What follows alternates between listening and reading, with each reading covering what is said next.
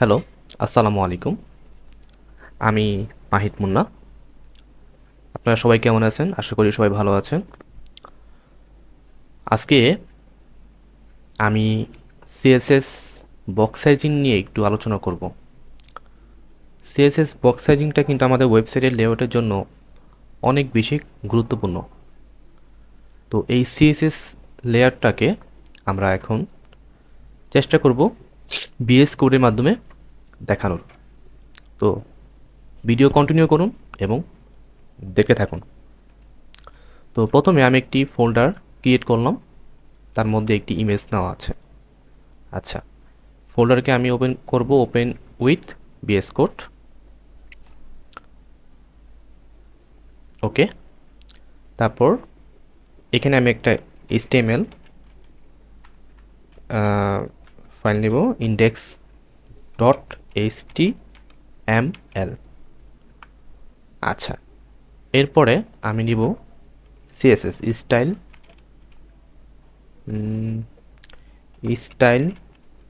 Dot CSS.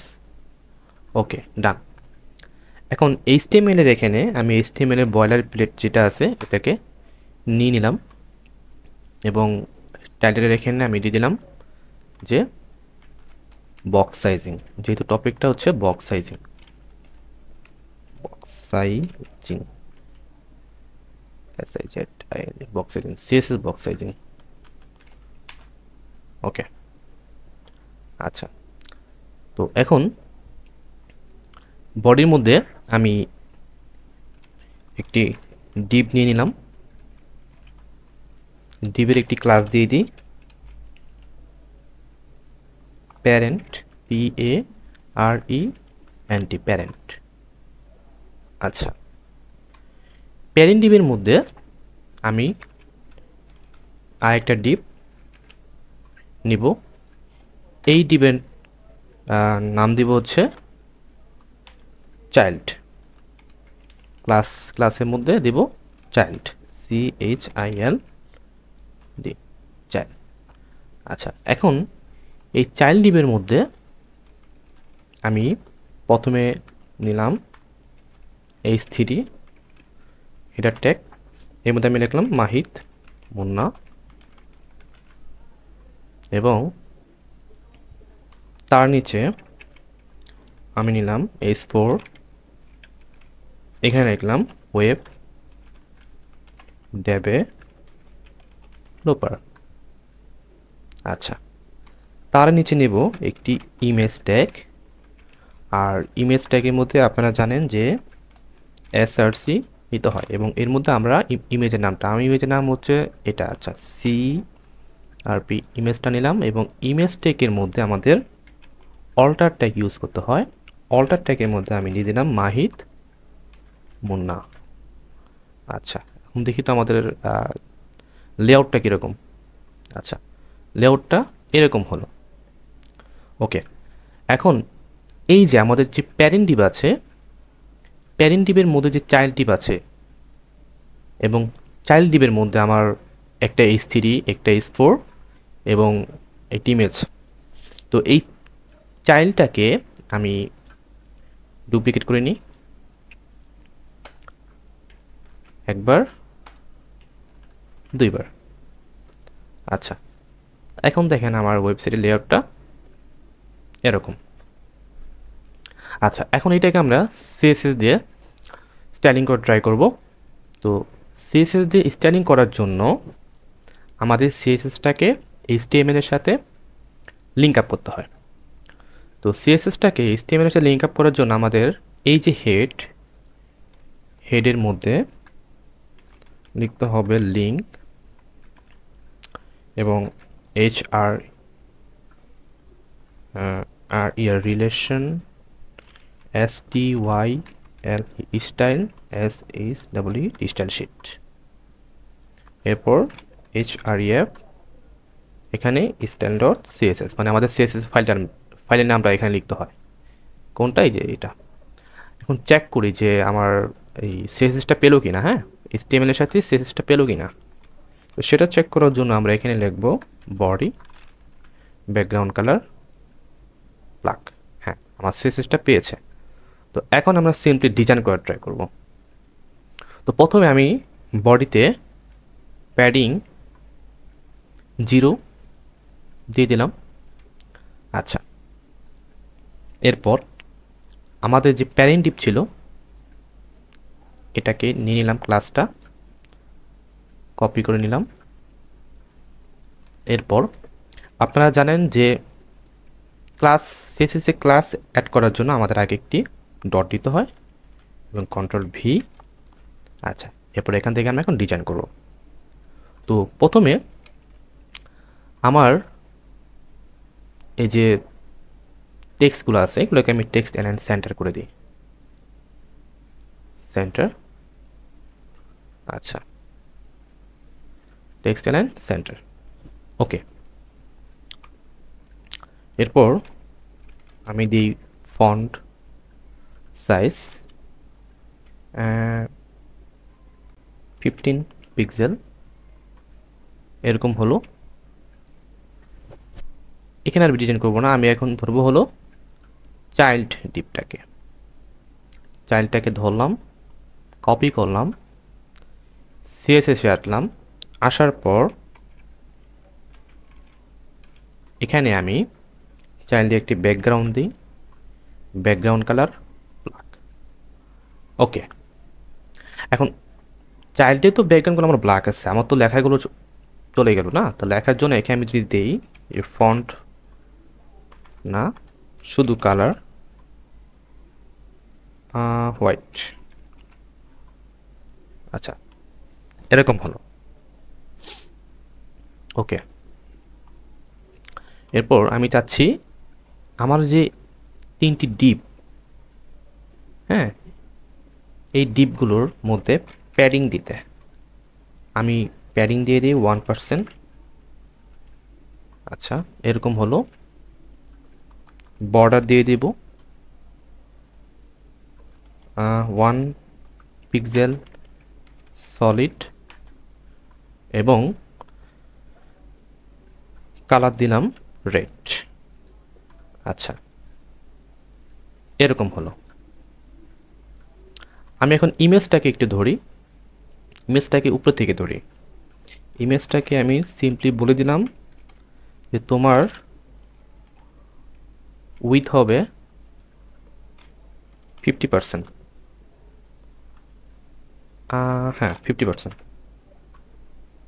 ওকে। এখন এই যে আমাদের চাইল্ড ডিপ, এই চাইল্ড ডিপকে যদি আমি এখানে বলে দিই যে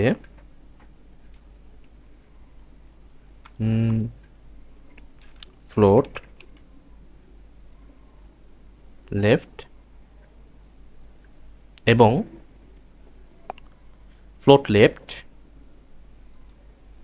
এবং প্যারেন্ট ডিপে এসে বলি আমি বক্স সাইজিং বর্ডার বক্স। আচ্ছা, বক্স সাইজিং বর্ডার বক্স এবং এই যে চাইল্ড ডিপ এর প্রত্যেকটা যদি আমি উইথ দিয়ে দিই, উইথ 3টা না, 3টা তো 1 2 3 3টা। এখন এই 3টার জন্য টোটাল তো আমার 100%, তাই না? 3 ভাগ করলে 33 করে হয়। আমি যদি উইথ দিই 33% বা 33% এবং আমার প্যাডিংয়ে 1% চলে গেছে। এখানে যদি আমি এখন আর 1% কমিয়ে 30% দিই এবং মার্জিন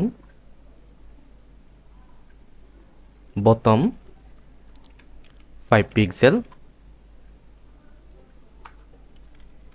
মার্জিন রাইট 5 পিক্সেল। আচ্ছা, দেখতে এরকম হলো। আচ্ছা, বর্ডারটাকে আমি আরেকটু দিই, বর্ডারটাকে আমি 5 পিক্সেল করে দিলাম। আচ্ছা, না 5 পিক্সেল না 2 পিক্সেল করে দিলাম। আচ্ছা, দেখতে এরকম হলো আর কি, দেখেন। আচ্ছা, এখন চাচ্ছি এই যে এই নিচের এই ডিপটা, এটা এখান থেকে যদি এখানে নিয়ে আসতে চাই, তো সেক্ষেত্রে আমাদের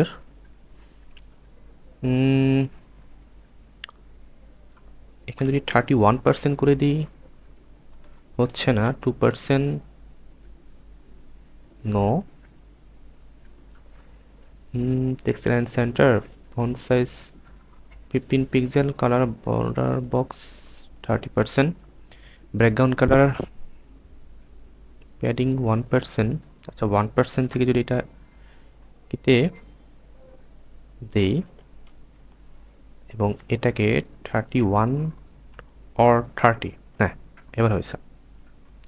দেখেন সিএসএস বক্স সাইজিংয়ের মাধ্যমে এভাবে এটাকে কন্ট্রোল করা যায়। এখন আমি যদি ইমেজের বর্ডার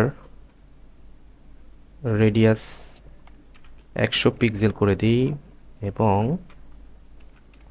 বর্ডার 2 পিক্সেল সলিড, হ্যাঁ 2 পিক্সেল সলিড হোয়াইট, তাহলে দেখতে এরকম লাগবে।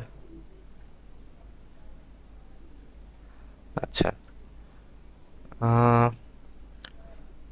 এই যে হেডিং যেগুলো আছে এগুলোকে যদি আমি এখন 20 পিক্সেল করে দিই তাহলে দেখতে এরকম লাগবে। আচ্ছা, সো এটা হচ্ছে সিএসএস বক্স সাইজিং, দেখেন। এবং দেখেন এটাকে ছোট করলে লেখাগুলো বাইরে চলে যায়। আমরা যদি এই চাইল্ড ডিপের মধ্যে দিয়ে দিই যে ওভারফ্লো অটো, তাহলে এই যে দেখেন এখানে স্ক্রলিং আসতেছে, মানে আমার লেখাগুলো কিন্তু বাইরে যাচ্ছে না। ঠিক আছে, ওকে। এখন এটাকে লাইভ সার্ভারের মাধ্যমে ওপেন করে দেখি কীরকম দেখা যায়।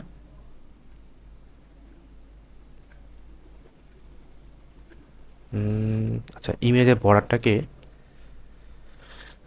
যদি আমরা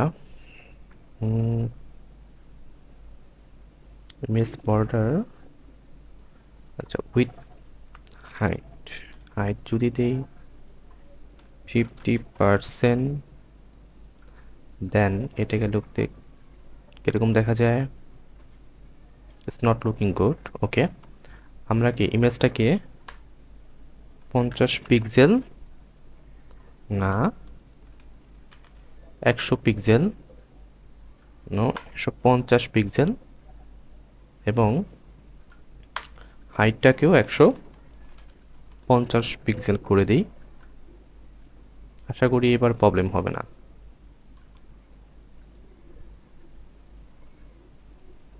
ওকে, ঠিক আছে। তো দেখেন সিএসএস বক্স সাইজিংটা আসলে এইভাবে প্রত্যেকটা সাইজিং আসলে পারফেক্ট হয়, তবেই আসলে সিএসএস বক্স সাইজিংটা কাজ করে।